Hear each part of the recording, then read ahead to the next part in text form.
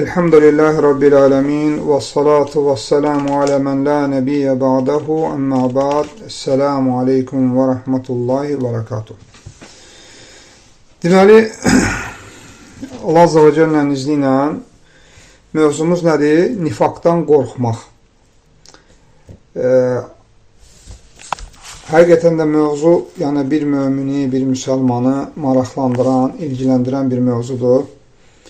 Əslində hər kəsin yəni qəlbində nifaqdan qorxu olmalıdır.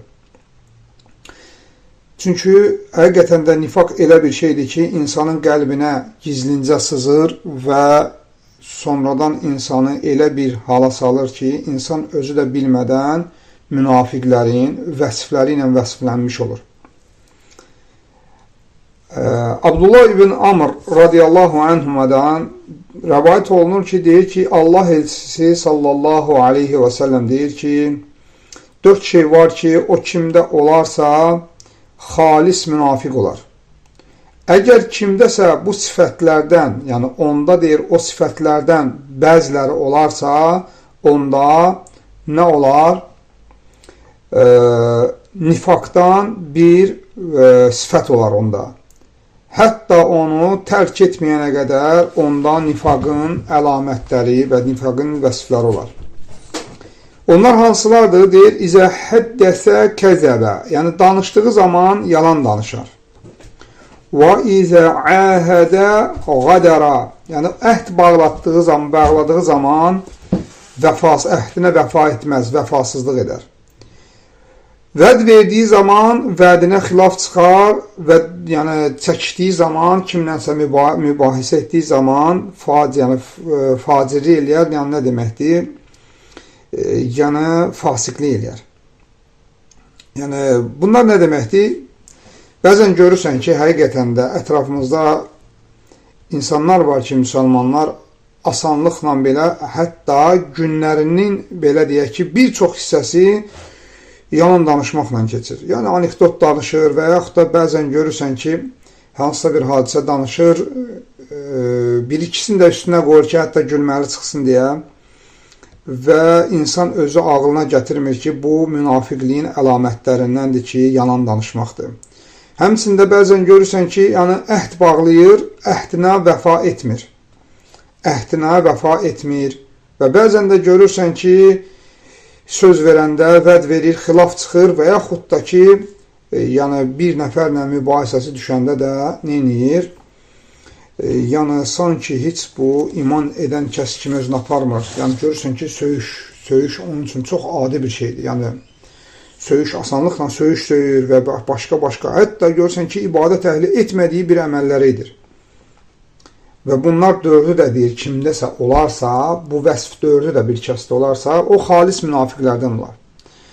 Və deyir, əgər deyir, onlardan hər hansı biri olarsa, onu tərk etməyənə qədər onda münafiqliyin əlamətləri olar. Həmçində Əbu Hureyra radiyallahu anhudan rəvayət olunan hədisdə deyir ki, Allah elçisi sallallahu aleyhi və səlləmə deyir ki, münafiqin deyir, əlamətləri 3-dür. Yalan danışanda yalan danışar, vəd verəndə xilaf çıxar, əmanət olunanda xəyanət edər.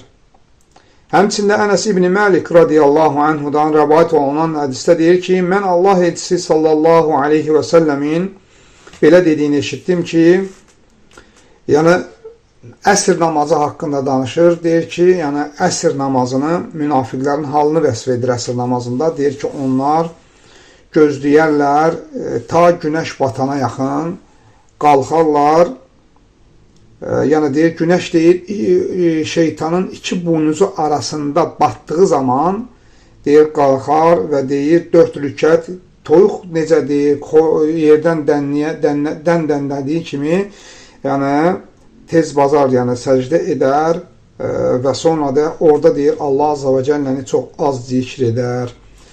Və ona görə də baxırsan ki, bu münafiqlərin namazını Peyğəmbər sallallahu aleyhi ve sellem belə vəsf etmişdir. Və bu da görürsən ki, müsəlmanlarda bu hallar var və ətrafımızda bu şeyləri çox görə bilərik. İlk olaraq özümüzdə axtarmalıyıq və görürsən ki, bəzən insan bu şeyləri yəni fərqinə varmır. özünü sanki cənnətlə müjdələnmiş bir kəs kimi aparır. Yəni insanın bunlardan ehtiyacı olmadığı kimi özünü aparır. Sanki yəni nifaq hara, mən hara. Amma insan sələflərə baxsa, salihlərə baxsa, özündən qabaqdakı salih insanların həyatına, onların sözlərinə baxsa, yəni görərsən onlar nifaqdan necə də qorxardılar. Ona görə də şeyx burada gətirir ki, nifaq həqiqətən də deyir, qəlbin ən pis olan xislətlərdəndir ki, hansı ki nə? İnsanın deyir, qəlbində gizlətdiyi, yəni üzə çıxartmadığı bir şeydir. Bəzən də deyir, insan öz zahirində olan, yəni qəlbində gizlətdiyinin əksini izhar edir, lakin daxilində deyir, o pis, xəbis olan xislətləri gizlədir. Ona görə də Allah Azza və Cəllə baxın, münafiqlər haqqında necə deyir? Münafiqlər haqqında Bəqərə surəsində deyir ki, Allah Azza və Cəllə وَإِذَا لَقُوا الَّذِينَ آمَنُوا قَالُوا آمَنَّا Onlar iman gətirənlərlə birlikdə, yəni bir araya gəldiyi zaman, qarşılaşdığı zaman onlar deyərlər ki, biz iman gətirdik.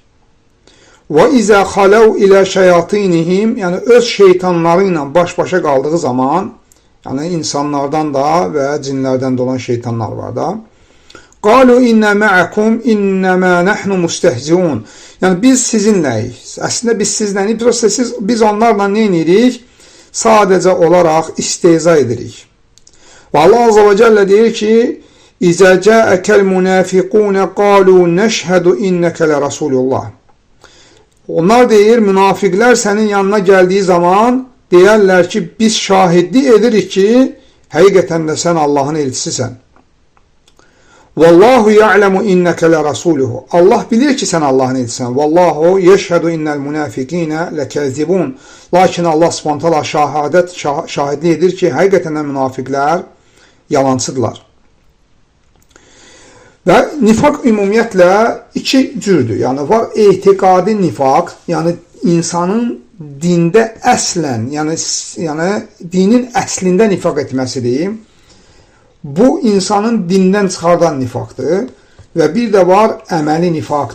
Nifaq o hansı ki insanın yəni İslamını aparmır, lakin çox böyük bir təhlükədir. Çünki insanın kiçik nifaq üzərində həyatını sürməsi, Allah qorusun, sonda insanın böyük nifaq üzərində ölməsinə böyük səbəbdir.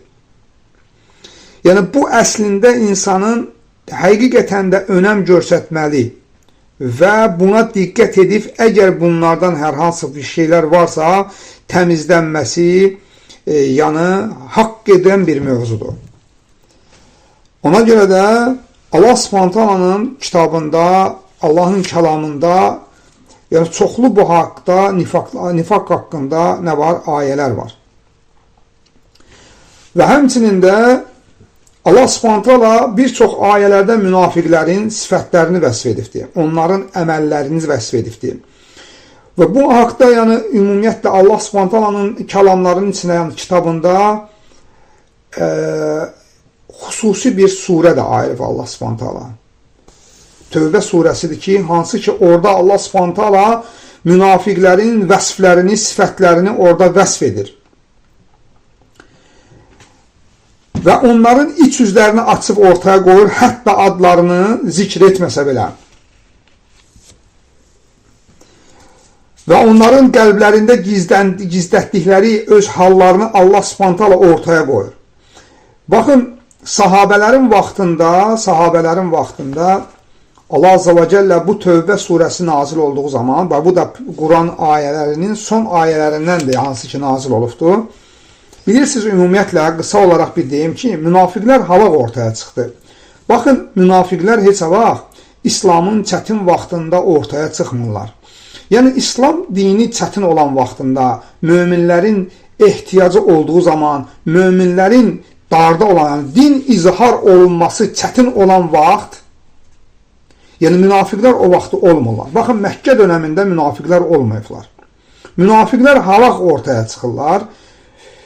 Yəni, İslama rifah gələndən sonra, İslam dinini yaşamaq asan olandan sonra, İslam dinini belə deyək ki, müsəlmanların maddi durumu artdıqdan sonra, müsəlmanların vəzifəyə gələndən sonra artıq müsəlmanlar istəyir zahirlərini, yəni hicabını, saqqalını rahatçılıqla izhar edən vaxtlarında, tövhidi izhar etmək asan olan vaxtda münafiqlər nə olur? Çoxalırlar. Çünki həmən vaxtı İslamda nə var? Rifah var. Onlar da həmən vaxtı möminlərin, müsəlmanların yanında olmağı, biz də sizdənik, biz də müsəlmanlardanıq, bax, biz də sizin bacı və qardaşlarınız deyə ortaya çıxıb, müəyyən nələrsə İslamda müsəlmanlara verilən neymətlərdən əldə etməkdən ötəri ortaya çıxırlar. Yəni, ümumiyyətlə, baxın, Məkkə dönəmində o vaxt ki, Peyğəmbər sallallahu aleyhi və səlləmin sahabələri çox çətin anlar keçirdirdilər. Çox çətin anlar keçirdilər. Hansılar ki, kim ki, mən La ilahə illallah Muhammedən Rasulullah və Muhammedun Rasulullah sözünü deyərdisə, yəni onun necə bir məşəqqət, necə bir çətinlik, necə aclıq, necə bir fəlakətlər gözləyirdi. O sözləri deyən insanın qarşıda nələr gözlədiyini, bilən insanlar heç vaxt neynəmirdilər? O vaxtı heç vaxt ora 200'lü insanlar daxil olmurlar. Çünki onlar bilirdilər ki, bu sözü deyəndən sonra onları qarşıda çətinliklər gözləyəcək. Onları müşriklər tərəfindən ölüm, təhdid ailələrinə və bu zaman münafiqlər yox idi. Nəyə görə? Çünki həmən vaxtı ortaya çıxmağa heç ehtiyac da yox idi. Münafiqlər nə zaman çıxdılar? Münafiqlər Mədinə dövründə çıxdılar. O zaman ki, müsəlmanlar artıq gücləndilər. Müsəlmanların maddi durumları yavaş-yavaş artmağa başladı, fəthlər çoxaldı, qənimətlər gəldi. Bu zaman məcbur oldular, çoxsu İslamı qəbul etdilər, lakin nifaq üzərində qəbul etdilər. Və ona görə də baxırsan, Allah Azza və Cəllə onları Peyğəmbər sallallahu aleyhi və səlləmə bildirmişdi. Necə ki, Peyğəmbər sallallahu aleyhi və səlləm sahabələrindən biri olan Huzeyfə radiyallahu anhaya neynəmişdi? O münafiqlərin bir-bir adlarını zikr etmişdi. Və bir çox sahabələrə bu bəlli deyil idi. Onlar özlərindən qorxurdular. Çox sahabələr özündən qorxurdu. Yəni, onların həyatlarına baxanda onlar nifaqdan qorxublar. Baxmayaraq ki, onlar gecələr və gündüzlər Allah Subhanahu taalanın itaətində can atıb, ibadətlərdə öndə gedən şəxslər olmağına baxmayaraq. Və Allah Subhanahu taala Tövbə surəsində münafiqlərin əlamətlərin və onların vəsflərin qoyur ortalığa. Və biz indi inşallah onlardan bir qismini zikr edəcəyik. Lakin mövzumuz nədir bizim? Nifaqdan qorxmaqdır. Əsas odur ki, bir müminin qəlbində münafiqlikdən qorxu olmalıdır. Əgər qorxmursa, əmindirsə, onun elə özünün də nifaqda olmasından qorxsun. Kim nifaqdan əmindirsə, qorxsun ki, onda münafiqlik var. Həqiqətən də nifaqdan yalnız elə münafiq arxayın olar. Ona görə də vallahi biz indi oxuyacağımız məsələlərə baxsaq, baxarıq ki, həqiqətən də bizim özümüzdə nə qədər bu əlamətlərdən var, Allah qorusun. Və bu bizim üçün çox təhlükəli bir məsələdir. Çünki bizim sonda gözəl sonluqla qurtarmaq istəyiriksə, bu məsələlərə çox diqqət etməliyik və ümumiyyətlə o vəsifləri əgər bizdə varsa, onu üzerimizdən atmalıyıq. Ümumiyyətlə, münafiqlərin haqqında nə dedik? Dedik ki, onların vəsiflərini Tövbə surəsində Allah Subhanahu taala qoyur ortalığa. Ənəs ibn Məlik radiyallahu anhudan, baxın görün, Peyğəmbər sallallahu aleyhi və səlləmin duada etdiyi dualara baxın, yəni kəlmələrə baxın. Ənəs ibn Məlik radiyallahu anhu deyir ki, Allah Rəsulü sallallahu aleyhi və səlləm dualarında belə deyərdi. Allahümmə inni əuzu bikə minəl əczi vəl kəsəl. Yəni, Allahım, mən sənə acizlikdən və tənbəllikdən sənə sığınıram. Vəl-cubni vəl-buxul, yəni qorxaqlıqdan, yəni döyüşdə qaçmaqdan, paxıllıqdan, vəl-hərəmi vəl-qasva, yəni pis qocalıqdan və həmçinin də qəlbin sərtləşməsindən, vəl-qafləti, qəflətdən, vəl-iləti vəz-zillə. Yəni yoxsulluqdan, zəlillikdən vəl-məskənə, miskinlikdən. Və əuzu bikə minəl-fəqri vəl-kufr.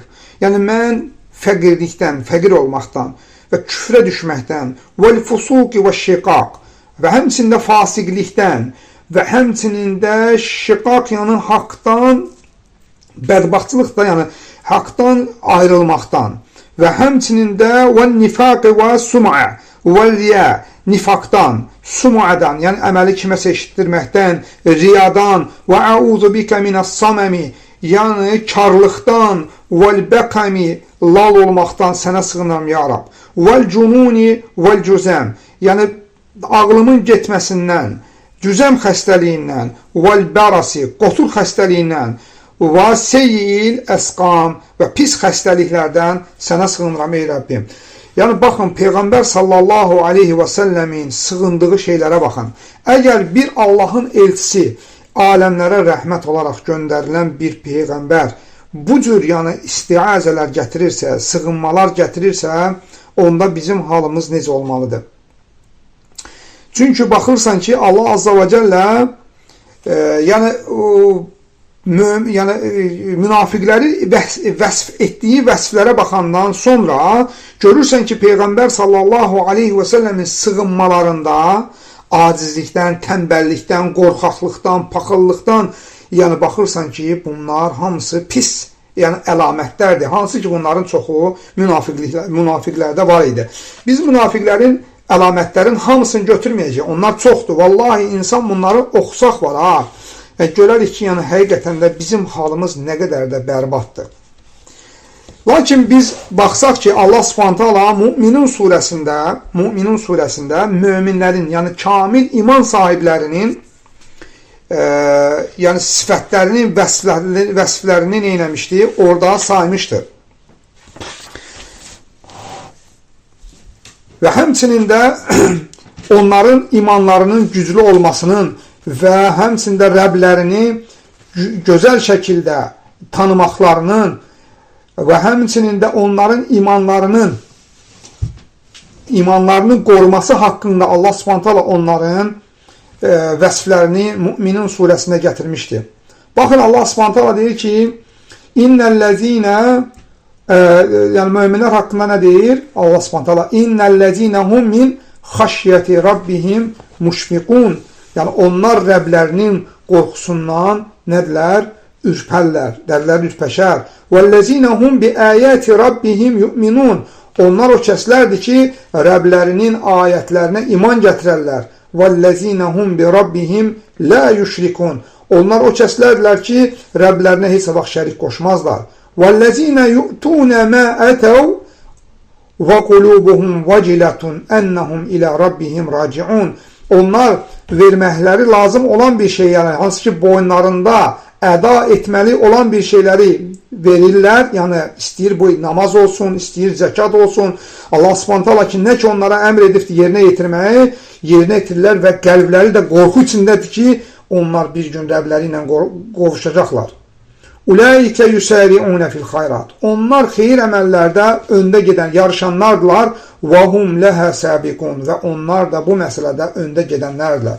Möminləri Allah Subhanahu taala bu məsələlərdə, yəni iman məsələsidir, xeyir əməllərdə ötüşməkdir, qəlblərinin daim Allahdan qorxmasıdır və həmçində əməl edib əməllərinin qəbul olunmamasından qorxmasıdır. Bu onların vəsfləridir. Lakin möminlərdən fərqli olaraq münafiqlərin vəsflərində isə onlar əməl az edərlər, lakin onlar az edərlər və sanki yəni əməli pis etdikdən sonra da onun sanki qəbul olmasını zənn edərlər və əməldə arxain olarlar. Bu da onların əlamətlərindəndir. Və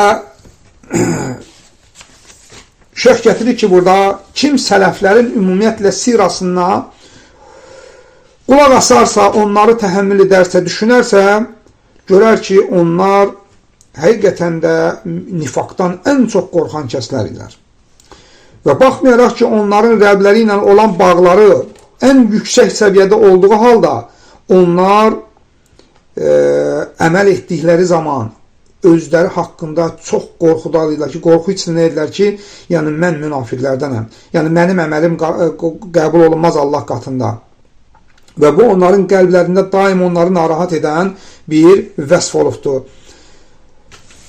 Necə ki, baxın,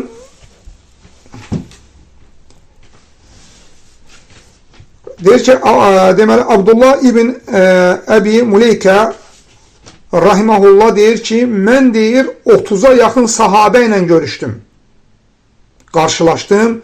Onların deyir, hamısı deyir, özlərinə görə nifaqdan qorxurdular. Yəni, həqiqətən də vallahi, yəni 30 demirəmi, 300 müsəlmanla rastlaşsam, bəlkə də nifaqdan onlara deməyənə qədər bu ayə və hədisləri görərsən ki, çoxumuz yəni, əminik bu məsələlərdə. Özümüzə, yəni, sanki özümüzdən arxayıq, yəni mən hara, nifaq hara, 30'a yaxın sahabə ilə deyir, görüşdüm. Onların deyir, 30'u da özü haqqında nədir? Nifaqdan qorxurdular. Baxın, Umar ibn Xattab radiyallahu anhu və həmçində o öz imanında, dinində olduğu halda Huzeyfə ibn Yəmən radiyallahu anhunun yanına gəlir. Bilsizdə Peyğəmbər sallallahu aleyhi ve sellem ona bütün münafiqlərin adlarını öyrətmişdir. Və deyir ki, ona səni ant verirəm Allaha. Yəni Peyğəmbər sallallahu aleyhi ve sellem mənim adımı sənə münafiqlərin arasında qeyd edib yoxsa yox? Allahu akbar. Huzeyfə radiyallahu anhuya gəlir, deyir ki, Ömər radiyallahu anhu. Deyir, sənə ant verirəm Allaha, mənim adım o münafiqlərin sırasında varmı? Yəni Peyğəmbər sallallahu aleyhi ve sellem mənim adımı qeyd edib. Yəni adam sağlığında cənnətlə müjdələnmiş, yəni özlü xəlifə olan bir kəs, xeyir əməli ilə, döyüşü ilə, imanı ilə, ixlası ilə tanınan bir kəs, özü üçün nifaqdan necə qorxarmış. Yəni, Hüzeyfə radiyallahu anhu ona deyir ki, xeyr, sənin adın orada yoxdur, vallahi bundan sonra heç kəsi təmizə çıxartmayacam. Və ona görə sahabələr baxırdılar qıraqdan ki, Hüzeyfə radiyallahu anhu kiməsə namaz qılsaydı cənazə namazını, dursaydı onun cənazəsində gələr durardılar. Görərdilər ki, durmayıbdır, deməli qaçardılar o cənazəmə, olsun ki, o adam nifaqla, yəni münafiqlərdən olubdur.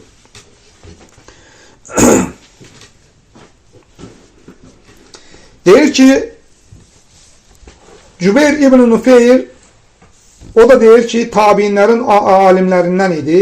Deyir ki, mən Abu Dardanın yanına gəldim və o da deyir, namaz qılırdı, deyir. Deyir, o namazının deyir, axırındaydı, təşəhhüddən sonraydı. Deyir ki, salam verməmişdən qabaq eşitdim ki, Allah Subhanahu taala deyir, o nifaqdan çox nə edirdi? Allah Subhanahu taala nifaqdan sığınırdı. Mən ona deyir, namazdan sonra deyim ki, sən nə olubdu ey Abu Darda? Sən hara, nifaq hara? Və sənin deyir ki, yəni sənin bu boyda deyir, yəni dərəcən olduğu halda və sən sahabə olduğun halda, bu hal nədir sənin, yəni sən niyə bu qədər yəni sığınırsan nifaqdan? Və Abu Darda deyir ki, yəni bu cür sözü bizim haqqında deməyə tərk etdik ki. Deyir, bilginən ki, vallahi görün əzəmətli sözə bax, deyir, bilginən ki, İnnə racülə yətəqalləbu ən dinihi fissəətin vahidətin. Deyir ki, bil ki, insan, bir kişi dininindən bir saatın içində deyir, dönə bilər, deyir.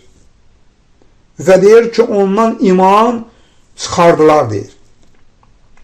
Yəni, necə insan qorxmaya bilər? Ona görə, vallahi, yəni, insan əgər özündə, bax, bu kimi vəsflər, çəkilən vəsfləri görsə, düşünməlidir ki, yəni, mən bunu müalicə etməsəm, mənim sonumda olan, yəni, iman neymətim əlimdən getmiş olar. Və mən pis sonluqla qurtara bilərəm. Yəni, həqiqətən də, yəni, insan bundan qorxmalıdır. Nəyə görə? Çünki bizə ümumiyyətlə, bizim özümüzə, bütün möminlərə ən dəyərli verilən bir şey imandır.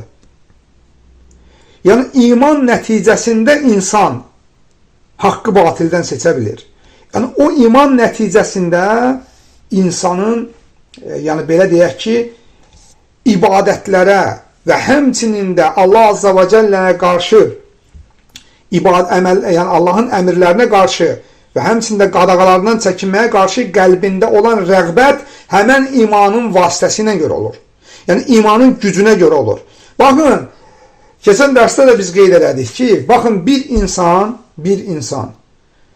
qəlbinə iman daxil olandan sonra görün insanda nəmi kimi bir şey baş verir ki, həmən cəsəddir, həmən gözdür, həmən qulaqdır, həmən əldir, həmən ayaqdır. Ölü bir həyat idi. İnsan tərpənmir. İnsan Allah Subhanahu taalanın hədlərinə durmur. Nə halal bilir, nə haram bilir. Yəni eyni cisimdir. Lakin Allah Subhanahu taala onun qəlbinə imanı daxil edəndən sonra nə baş verir?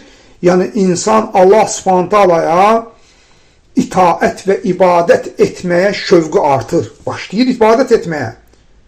Və həmçinin də baxın, qarşısındakı nə qədər güclü insan olursa olsun, nə qədər güclü padşah olursa olsun, o padşahın onun əlində nə qədər güclü səlahiyyəti olursa olsun, vallahi həqiqi iman gətirən insanın qabağında onun gücü heç nədir. Çünki o bilir ki, vallahi ondan da bütün padşahların gücü, bütün padşahların silahı, bütün padşahların səltənəti bir yerə yığılsa belə, Allah Subhanahu taalanın səltənətindən, gücündən zərrəsi də eləməz heç. O bilir ki, ona verilən əziyyət, ona verilən zülüm, vallahi bu dünya ilə bitir. O Allah Azza və Cəllənin qarşısında duracaqdır. Və o imanla bilir, onu görür, sanki gözünün qabağında canlı şəkildə görür ki, mən aləmlərin Rəbbinin qabağında duracam. Məni qarşıda ya cənnət, ya cəhənnəm gözləyir. Yəni, bu mənə neyə bilər ki? Və bugünkü gün müsəlmanların acizcəsinə zəifləmələrinin də kim nə deyir, hər deyilənə görə dinindən kəsməklərinə də səbəb qəlblərindəki olan o imanlarının zəifləməsinə görədir. Və başqa bir yerdə səbəb axtarmaq lazım deyil. Bizim ahirətə olan imanımız o qədər zəifliyibdir ki, qəlbimizdə dünya o qədər yer eləyibdir ki, bu dünyanı itirməkdən, əlimizdə olan bu iki neymətlər ki var ha, onları itirməkdən qorxuruq. Ona görə də müsəlmanlar hər yerdə kim istədiyi şəkildə cürətlənib, möminləri neynirlər? Müsəlmanları əzməyə və sındırmağa cürətləniblər. Çünki nəyə görə? Qəlblərimizdəki bütlər çoxalıbdır. Qəlbimizdəki iman zəifliyibdir. Yəni, bir nəfərə bir şey deyən kimi ilk olaraq gözünün qabağında dünyasını gətirir. Mən belə eləsəm nə olar mənə? Maşınım gedər, işim gedər. Düşünmür ki, imanım gedər. Onu düşünmür. Çünki nəyə görə? Onun üçün bu şeylər artıq ikinci plana keçibdir. Ona görə də mömin, yəni möminə verilən bu dünyada olan ən gözəl, ən böyük neymət onun imanıdır. Və insan bilməlidir ki, onun imanına gələn xələl ona dünyasına da və ahirətinə də üz verir. Lakin dünyasına vuran, yəni üz verilən hər hansı bir fəsad onun yalnız dünyasına apara bilər. Ona görə imanı qorumaq hər bir möminə vacibdir. Çünki insan əgər imanını qorumursa, deməli ona verilən dəyərini, yəni dəyərli olan bir şeyin dəyərini bilmir. Bir gündə o dəyərini bilmədiyi bir neymət, hansı ki o ən dəyərli neymətdir, bir gün o əlindən çıxar.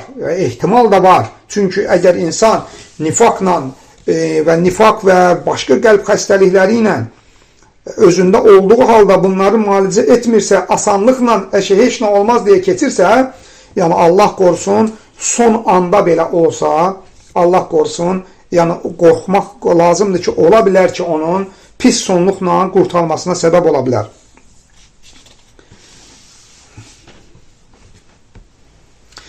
Və həmçinin də burada gətirir ki, Həsən el-Basri rəhməhullahdan gətirir ki, o deyərdi ki,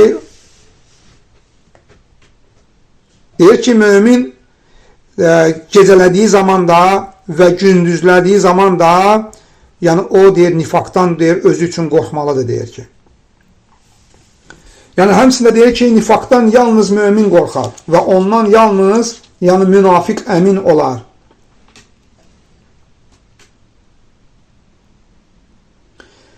Bir gün həmçində Həsən Basri rahimehullah deyirlər ki, yəni sən özünə görə nifaqdan qorxursan. Deyir ki, vallahi yəni mən necə nifaqdan qorxmayım ki, Ömər radiyallahu anh özü üçün ondan qorxurdu. Və həmçində deyir ki, Əyyub Əs-Səxtiyaniyyu rahimehullah deyir ki, Quranda deyir, o bütün ayələr ki var, harada orada deyir, nifaq, münafiqlərin ayətləri, vəsfləri gəlibdir deyir, vallahi deyir, mən onların hamısından özüm üçün onların hamısından qorxuram deyir. Ona görə də deyir, insanın həqiqətən də bu məsələlərə diqqət etməsi önəmli deyil.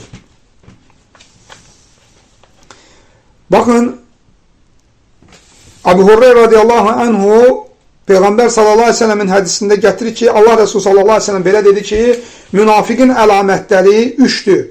Danışanda yalan danışar, vəd verəndə xilaf çıxar, yəni ona deyir, yəni əmanət verəndə xəyanət edər. Hətta Peyğəmbər sallallahu aleyhi ve sellem sonra deyir ki, وَاِنْ صَامَ وَصَلَّ وَزَعْمَ أَنَّهُ muslim. Hətta deyir, o namaz qılsa, oruç tutsa belə, hətta özünü müsəlman iddia etsə belə. Baxın, həqiqətən də təhlükəli şeylərdir bunlar. Ənəs ibn Məlik radiyallahu anhudan deyir ki, Peyğəmbər sallallahu aleyhi ve sellem dedi ki, yəni bayaqki hədisdir, gətirir ki, yəni o əsr namazını gecikdirər və sonra, yəni gün batana yaxın gələr deyir, 4 rükət tez-tez qılar namazını və deyir, bilin ki, bu da namaz, yəni kimindir? Münafiqin namazıdır. Və İbn Qeym rahimehullah deyir, 6 dənə əlamət gətirir ki, hansı ki, bu əlamətlər münafiqin əlamətlərindəndir. 6 dənə namazda 6 dənə münafiqin əlaməti var. Onlardan biri nədir ki, əl-kəslu indəl qiyami iləyhə. Namaza qalxdığı zaman tənbəlliklə qalxar. Yəni, bu münafiqlərin ən böyük əlamətlərindəndir. Namaza qalxdıqları zaman tənbəlliklə qalxırlar. Bəzən görürsən, namaz bir kəsə o qədər ağır gəlir ki, başının üstündə elə bir böyük bir qala var. Namaz adı çəkiləndə elə bir başına bu dəqiqə o yekə bir daş gəlib düşəcəkdir. Ona görə də ağır gəlir. Nəyə görə? Yəni, çünki Allah qorusun, kim də bax bu vəsf varsa, vallahi nifaqa görə, özünə görə qorxmalıdır ki, məndə nifaqın əlaməti var. Yəni, nəyə görə ona ağır gəlir?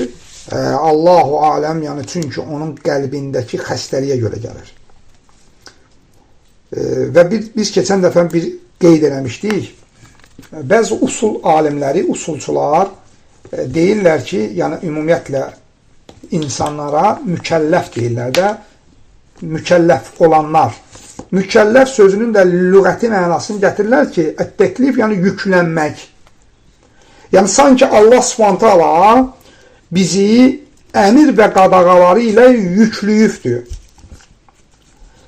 Və buradan nə nəticə çıxardırlar? Deyir ki, yəni insanın o yükü Allah Subhanahu ki yük verir, o ağır bir yükdür. Həqiqətən də əmir və qadağalar ağır olan bir yükdür. Lakin deyir, Allah Subhanahu deyir, insanın qəlbinə qoyduğu o iman var ha. O iman elə bir güclü bir şeydir ki, o qədər insana güc və qüvvət verir ki, Allahın o ağır olan yükü imanın nəticəsi ilə yüngülləşir.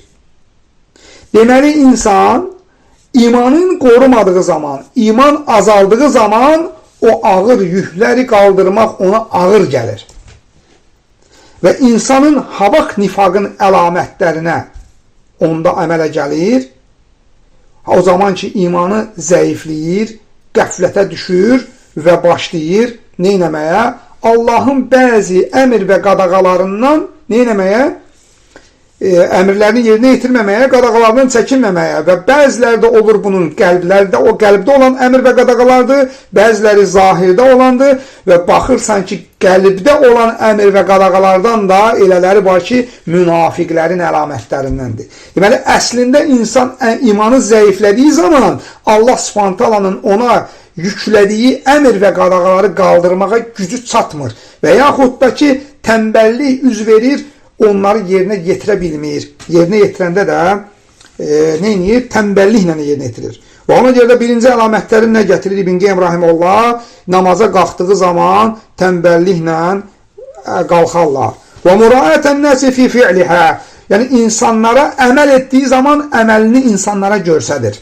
Bayaq dediyimiz məsələ, insanın qəlbində dünya sevgisi artdığı zaman, deməli, dünyanı salır qəlbə, başlayır insanların əlində olanlara göz dikməyə, onların nəyəsə qadir olduğunu qəlbinə salır. Bu zaman nə baş verir? Deməli, əməli onlara göstərmək lazımdır ki, bəlkə mənə nəsə bir üz verər. Ya tərif mi, ya mal mı, ya nəsə. Görürsən ki, insan unudur ki, insanı ucaldan, alçaldan Allahdır. Əgər Allah Subhanahu taala səni ucaltsa, vallahi heç kəs səni alçalda bilməyəcəkdir.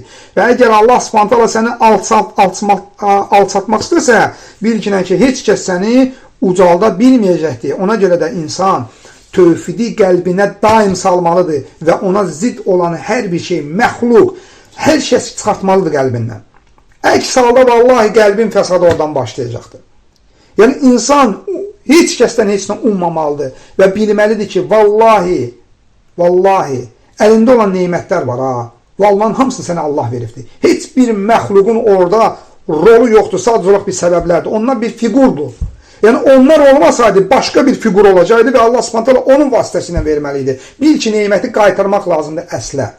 Və o neymətləri itirməkdən ötəri qorxma ginən ki, əgər Allah yolundasansa, Allah yolunda qorxma neymətlərin itməsindən. Bil ki, vallahi onu verən sənə Rəbb, ola bilər sənə imtihan üçün veribdi onu.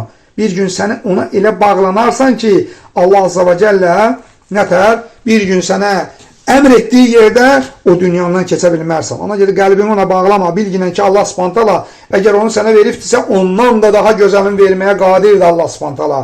Ona görə insan nə etməlidir? Qəlbindən məxluqları çıxartmalıdır. Üçüncü əlamət namazın vaxtını gecikdirməsidir. Yəni, namazı sona qədər uzadır. Necə ki, Peyğəmbər sallallahu əleyhi və səlləm əsr namazı haqqında münafiqlərin əlamətlərini dedi. Dördüncüsü, yəni namazı tez-tez qılır. Yəni, səcdələri elə qılır ki, toyuq yerə dənlədiyi kimi, yəni. Ərkanlarına, rukunlarına və ya orada olan vaciblərinə, sünnətlərinə riayət etmədən. Və həmçinin də nifaqın əlamətlərindən olan, münafiqlərin əlamətlərindən olan biri də namazda nədir? Allah Subhanahu taalanı az zikr etmələridir. Və həmçinin də axırıncısı da, altıncı da nədir? Cəmaatdan qıraq qaçmalarıdır. Cəmaat namazlarına getməmələridir. Ona görə də qardaşlar, yəni xüsusən qardaşlar, çünki bacılarımıza bu vacib deyil, yəni cəmaat namazı. Ona görə də insan bilməlidir ki, yəni bu vəsflər kimdə varsa Allah qorusun. Çalışmalıdır, hər hansı bir vasitə ilə açsın onu. Sözsüz ki, elə bir qardaşlarımız var ki, xəstədir və yaxud da minik yoxdur və yaxud da minik var, maddiyyəti yoxdur, ona yanacaq vursun və yaxud da ətrafında məscid yoxdur və yaxud da ətrafında bir qardaş yoxdur, amma qəlbi məscidə getmək şövqü ilə yanır, alovlanır. Vallahi o insanlar, mən əminəm ki, Allah Subhanahu taala elə bir Rəbdir ki, o məscidə gələn hər bir kəsin qəlblərində nələr olduğunu Rəbbim bilir. Və onların ora can atdığına görə Rəbbim ora gətirir. Birincisi, əgər Allah Subhanahu taala o qəlbi görsə ki, o qəlbdə həqiqətən də məscid şövqü var, o Allah Subhanahu taalanın yəni əmr etdiyi namazı cəmaatla qılmaq istəyir, mümkündür ki, Allah Subhanahu taala bir müddətdən sonra o qapını açmasın ona. Vallahi Allah Subhanahu taala əkramul əkramindir. Rəbbim vallahi bizim üzərimizdə olan neyməti heç bizim istəmədiyimiz halda veribdir bizə. Göz verib, ağıl verib, qulaq verib, əl verib, qəlb verib, köks verib.